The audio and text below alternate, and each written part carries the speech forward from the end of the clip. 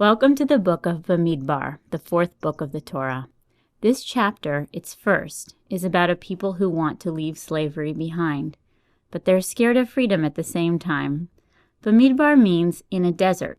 The Jews have not yet arrived in the land God promised them, and they're not construction workers in Egypt anymore. They are in between, in transition, wandering. It's tiring and it's scary, so much so that later on the Israelites actually decide that slavery was better. They yearn for Egypt's excellent fish and fruit, the cucumbers and the melons, and they whine to Moses about it. It's strange, but slavery has its good points. It's a little like being a child. You don't have much power, but you don't have to worry about the basics, like where your next meal is coming from or what you're going to do with your day. If you're a slave in biblical Egypt, you eat fish and leeks, and you make bricks. But just as today people head out into the wilderness to clear their heads and figure things out, so back then, this trek from Egypt to the Promised Land is the perfect time for the Israelites to start figuring out who they really are. They count themselves and divide up by families. God helps by assigning a census taker to each tribe. In this way, the undifferentiated mass of former slaves start to sort themselves out. Take him, for example. He's over 20 years old, which means he can bear arms and go to war. He's in the tribe of Asher, whose leader is Pagil, and the census counted 41,500 men of fighting age in his tribe.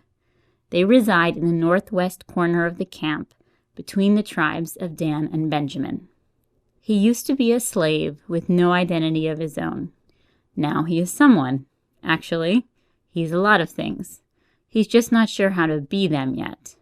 An Israelite, a free man, a soldier. But on the other hand, he and the other Israelites have really only reached the halfway point between childhood and maturity, because they don't know exactly what their unique purpose in life is, the work that only they can do. Some Israelites do know this. There's only one group of people that God specifically says not to count, the tribe of Levi, because they have a special mission. They transport the tabernacle as the Israelites make their way through the desert. The Levites are lucky.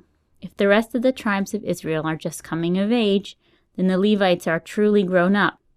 They not only know who they are, but they even know their unique mission in life. Except that even when you already know what you're supposed to do, it's not that easy to go ahead and do it. Remember Nadav and Avihu, the sons of Aaron, the high priest? They tried to offer their own sacrifice to God, and they were struck down because of it. Adulthood with the power to make your own rules and the freedom to ignore your responsibilities can be dangerous, even deadly. Being an adult is hard. Being a child is hard, too. As a child, someone else has control and makes all the rules for you, but you're safe. It's hard to be an adult for the exact opposite reason. Instead of someone controlling you at every moment, no one is controlling you at any moment. And being in the desert, being Bemidbar, is kind of like the time in between, the time you grow from slavery into freedom. All you can do is use your time in the desert wisely to figure out what it is that you really love and are meant to do.